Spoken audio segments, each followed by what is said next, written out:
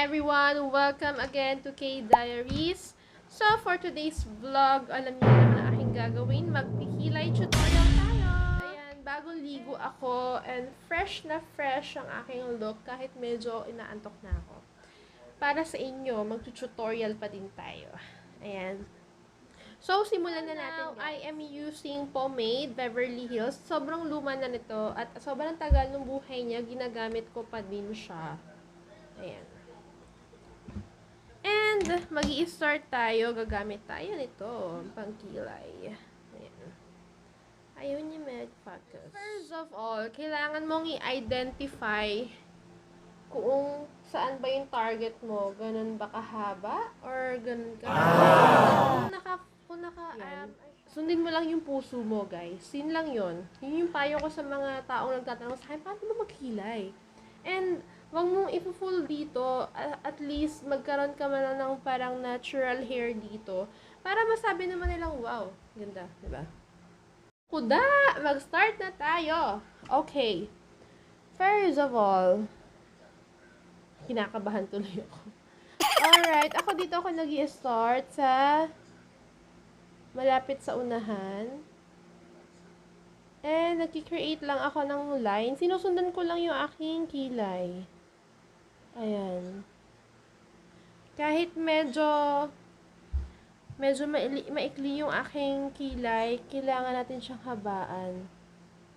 Ayan. Diba? Then, i-full natin tong ating nilagyan and gagawa ka ng parang natural hair mo dito sa unahan. Ayan. Ayan. Pag ganit, wait lang guys. Alam niyo ba guys, ang kilay ko ay depende sa mood ko. Araw-araw nag-iiba ang shape ng kilay ko. Yes. Iba talaga siya. Ayan. Yung kilay ko, sabog talaga siya. Kaya, tinitread ko siya. Anyway guys, mag-tutorial tayo next time kung paano mag-thread ng kilay para hindi na kayo magpasalon or kahit hindi na kayo magpaahit sa mga kaibigan nyo, diba? Ang daming ganyan eh. Daming nagpapaahit. Walang bayad. Choke. Ayan. So, next, yung kabilang side naman.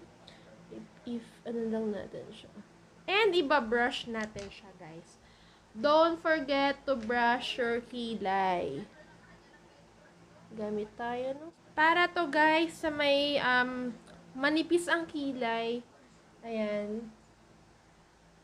On how to make powerful kilay. Diba? Wow! Mo lang siya. Isa sa mga nagagawa ng face ko is yung itaas yung kilay ko. Etong itataas ko, isa. Pwede ko rin itong galawin, diba? Ulit. Oh! Ang weird. Next, ito namang side na to.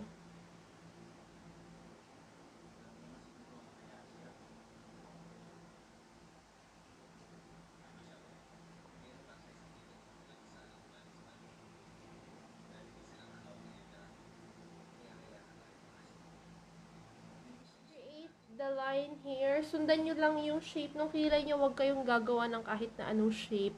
Kasi hindi babagay yun sa mukha nyo.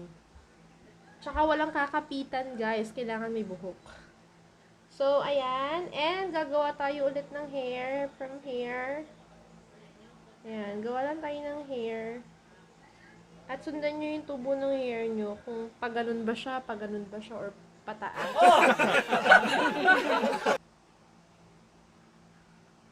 Ayan.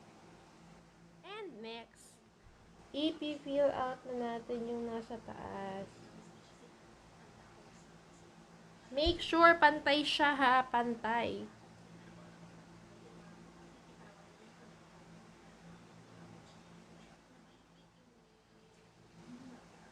Alright guys, this is what I am saying. Na kailangan mong medyo light lang sa unahan. Just to make sure or para makita nyo na kahit sa malayuan, hindi fake yung kilay nyo, diba? May buhok siya sa unahan. Ayan. 'Di ba? Oh, 'di ba guys? So, ganyan lang guys. 'Di ba? Alam niyo ba before, ang kilay ko isang ganito, isang dipang, mahaba. Ang pangit. Ayoko nang maalala. Oh, you're so funny. Yung mascara sa kilay. Kaya ang ginagamit ko, yung mascara na mismo. Ayan. Pwede to guys. And thank you so much for watching. I hope nag-enjoy uli kayo sa aking video. Just don't forget to subscribe and click the notification bell para lagi kayong updated.